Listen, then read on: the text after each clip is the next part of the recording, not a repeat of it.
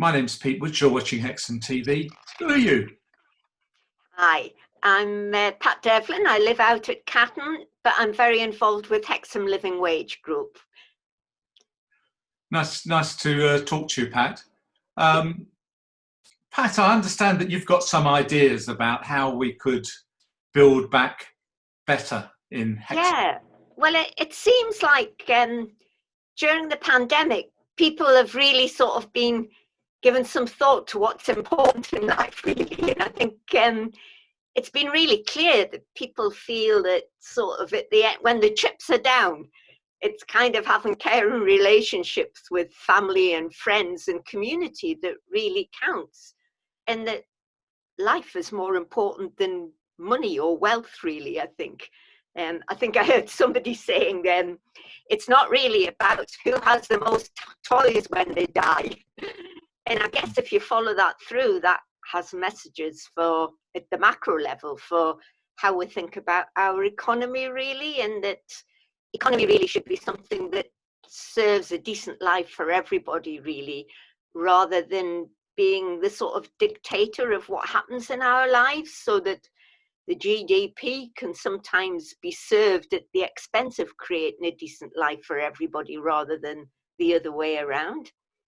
So for me, I think the really crux of the matter is that everybody should be able to live a life with dignity, to be able to live the kind of life that respects their worth and dignity, really, rather than being ground down by that daily struggle of just trying to survive and get the basics like food and housing and work.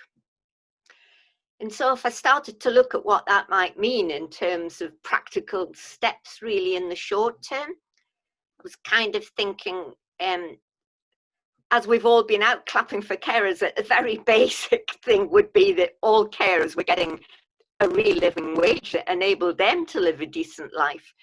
And I mean, lots of carers are on 0 hours contracts as well. So it would mean them also having living hours, really, a contract that gave them a basic certainty of having at least 16 hours and some proper notice, really, of when shift patterns were changing and things, so that they could plan and even take another job if they really need to. I mean, I think that's different to people who it suits to have kind of flexible hours, and that could still be negotiated. And then for people who aren't working, like the government's decided that people need an extra £20 on universal credit to survive during the pandemic. And it seems to me that if that £20 is necessary to survive during the pandemic, it's definitely necessary to survive normally when we're trying to do even more complex things in life. And I mean, the current government has said a lot about not returning to austerity and rolling back austerity. So I think like it would be a big help for people to live decent lives if some of the austerity measures were rolled back on. So like the cap on the number of children that you can get child allowances for and the bedroom tax.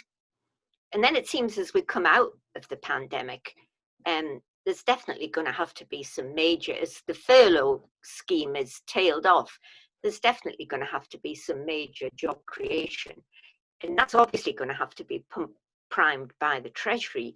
But it seems to me important that it would be, the job creation schemes would be developed and managed at local level, and that they would serve local needs, but also obviously serve the new Green Deal, really, because obviously we need to take care of the world we live in as well as each other, otherwise there won't be a world for future generations. And I think the other big thing really that's come out in the pandemic is that community focus.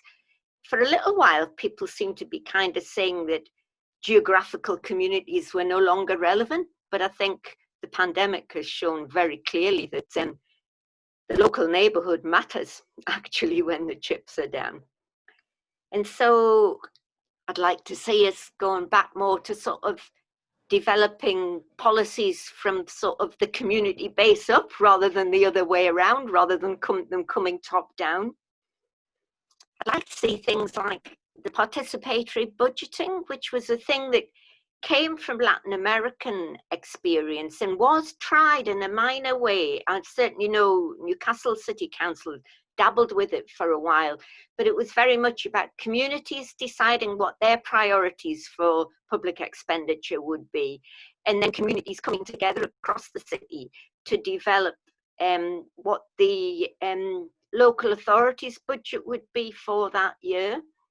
And I'd like to see that kind of strategy developed further. And then obviously, if that's really going to work, it would involve reinvesting in local authorities as a start off, and not blaming local authorities for not providing the services that they've no longer got the money to provide, really. And that would also mean that the local authorities could support local businesses as well, so that it would be very much about building policies from the neighbourhood upwards rather than coming down centrally from national government. I suppose I was, like, for a longer term vision, I was really inspired by a book that came out in 2009. It was called The Spirit Level by Richard Wilkinson and Kate Pickett. And they produced masses of evidence across the world that showed that societies that were more equal did better on almost every measure, whether you looked at physical health or mental health and life expectancy, or literacy and educational attainment, or even sort of levels of crime. And even the economists said that it was hard to argue with their evidence that societies that were more equal did better. And I think, like, that was achieved in different ways in different countries. So in 2009, Sweden and Japan were both countries that scored quite well on being more equal. And Sweden achieved that by redistributing, and Japan achieved it by having smaller differentials in the first place in terms of the kind of pay levels that it awarded people. So there's a lot really for thought there, but it seems to me that we might, in the interim, we might need something like the universal basic income, just to protect people, really, so that nobody's left destitute or struggling to survive during that huge period of change that it seems that we're bound to be going through, really. And I think that's about as far as my thinking's got, Peter. Some very interesting thoughts there, Pat. Thanks very much for sharing them with us today. Okay. And thanks for talking to Hexham TV. Right, thanks now.